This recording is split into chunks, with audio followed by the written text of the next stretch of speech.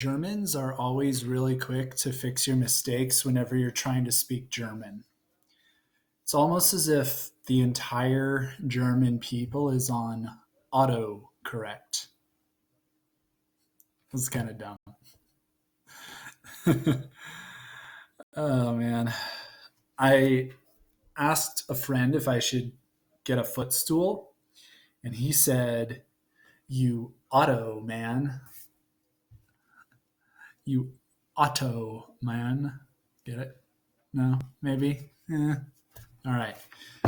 So the reason I'm making jokes about Otto, Otto, is because we're going to be learning about Otto the Great.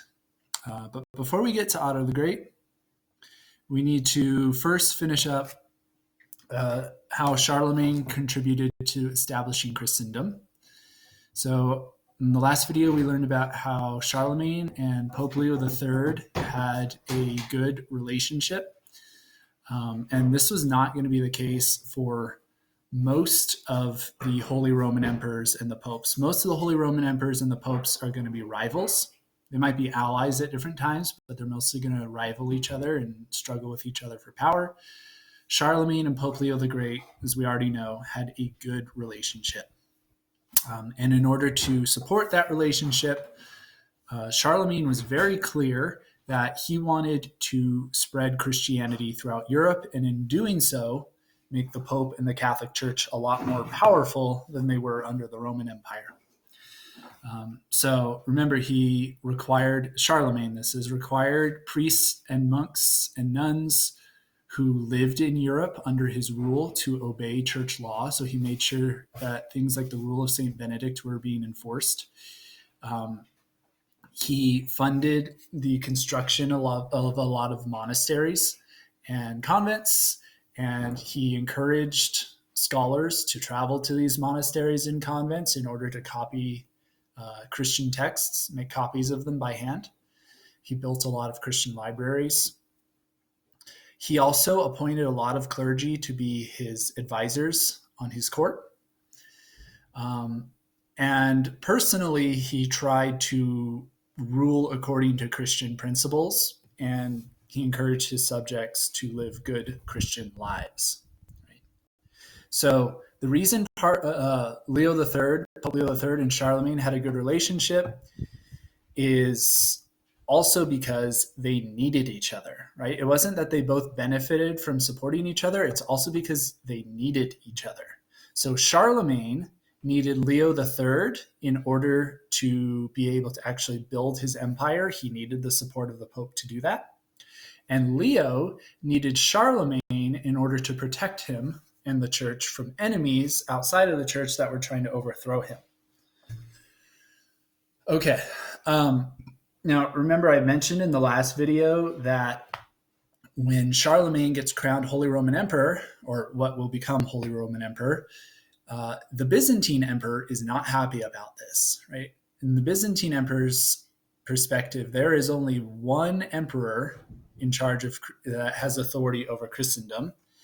And Christendom, remember, is located in the Near East, the Middle East, and western parts of Asia. It's not located in Europe. So the Byzantine emperor was very insulted that Charlemagne has all this authority over Christendom in Europe. And this is a really big reason that the Roman Catholic Church and the Eastern Orthodox are going to split in 1054. Right? The Byzantine emperor believed he was the head of the Christian church, not the Pope. Right? And by crowning Charlemagne emperor, what the Pope was actually saying to the Byzantine emperor was, I am head of the church, not you. Right? I have the authority to appoint emperors, not you. Right? So the Pope declared himself head of the church, and this is consistent with what the Catholic Church had believed really since the time of the first Pope Peter. But the Byzantines weren't so sure about this, right? In fact, another reason that the Byzantine Church has a schism with the Catholic Church is because the Byzantines don't recognize the Pope as the head of the church. Right? They think the emperor is the head. All right. Now, even though Pope Leo III and Charlemagne got along really well, they did disagree about something really, really important. And that is that uh, they both believed the other person was obligated to serve him. So Pope Leo believed that because the church made Charlemagne emperor, Charlemagne's duty was to serve the church. Charlemagne, on the other hand, thought that God made him emperor through the Pope, and therefore the Pope had to serve him. Now, this didn't cause Charlemagne and Leo III to butt heads really, but they did openly disagree about this, and this is going to matter a great deal for future generations of popes and Holy Roman emperors. All right, so as we've already learned, Charlemagne dies. And when he dies, his Frankish empire basically collapses. And then there's a bunch of Germanic kingdoms that spring up to take its place and to grab all of the land that is now available for conquering.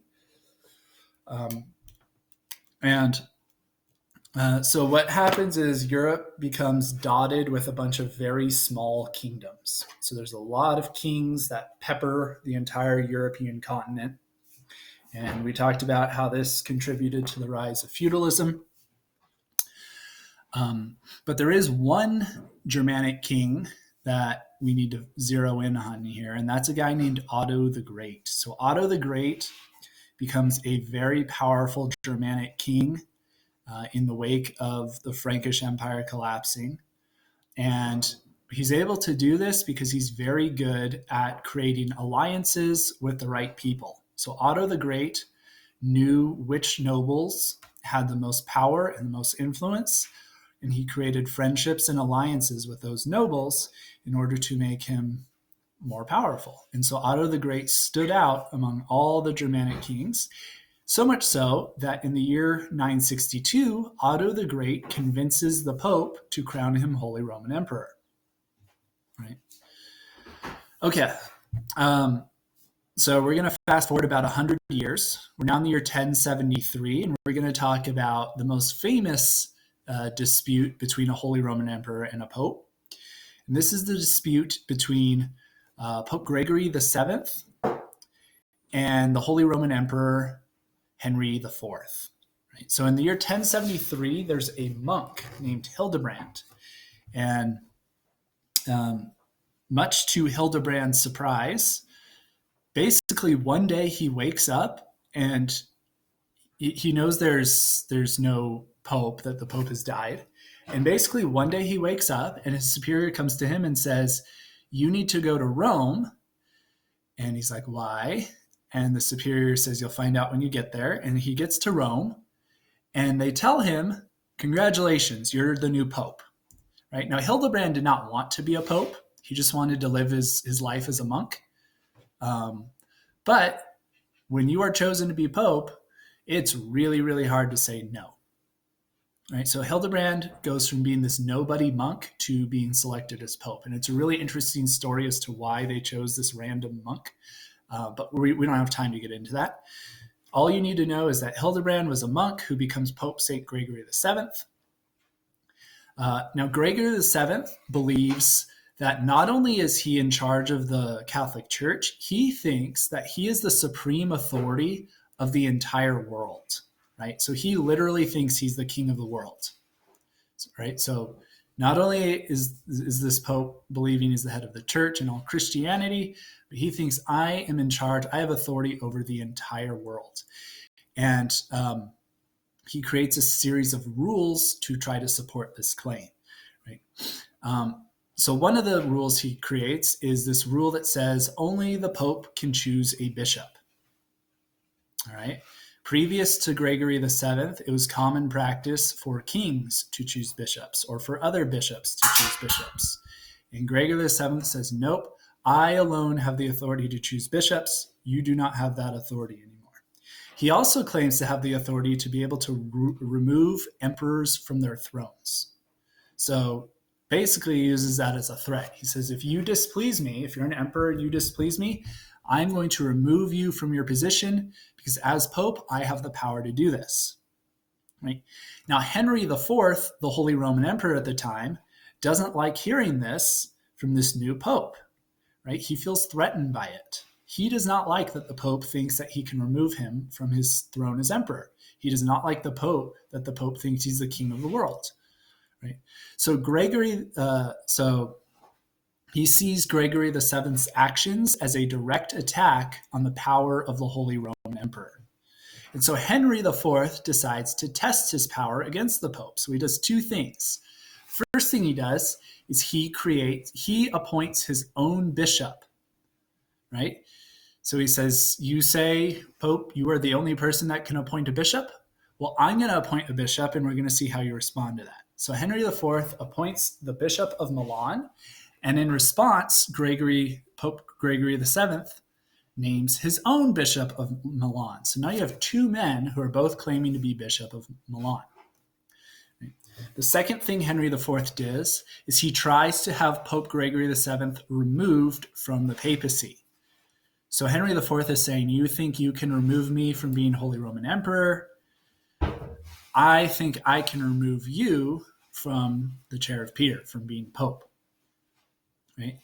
In response to this, Pope Gregory VII excommunicates Henry IV.